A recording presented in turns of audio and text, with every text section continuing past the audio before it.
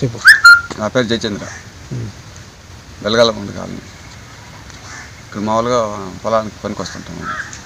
ఈ తోటల్లో మా వల్ల పని చేస్తుంటాము. ఈ మంచు వల్ల ఈ పూతలు రాలిపోవడం, ఈ మంచు తగ్గి ఈ ఉగాది పోయిన తర్వాత ఇప్పుడుండే ఆకులు ఏంటంటే రంగులు రంగులు వస్తున్నాయి కదా, అవి మామూలుగా అవి సహజం అట్టే ఉంటాయి. తర్వాత నెక్స్ట్ మళ్ళీ వేరే రంగు వస్తుంది, మళ్ళీ పూత నిలబడుద్ది. ఏ కలర్ వస్తుంది తర్వాత? కలర్ ఇప్పుడు ఆరెంజ్ ఉంది, పసుపు ఉంది, బ్లూ కలర్లో వస్తుంది, మళ్ళీ బ్లూ వస్తుంది. ఇబ్బంది ఏమీ లేదు. ఏ టైంలో వస్తుంది అది? ఏ టైంలో అంటే ఉగాది తర్వాత 10 రోజులకి, ఉగాది తర్వాత 10 రోజులకి నెక్స్ట్ మామూలుగా బ్లూ కలర్లో వస్తుంది. ఏ ఇబ్బంది లేదు. కానీ అంటే సహజంగా చాలా వరకు పూత తక్కువైంది ఈ మంచు వల్ల.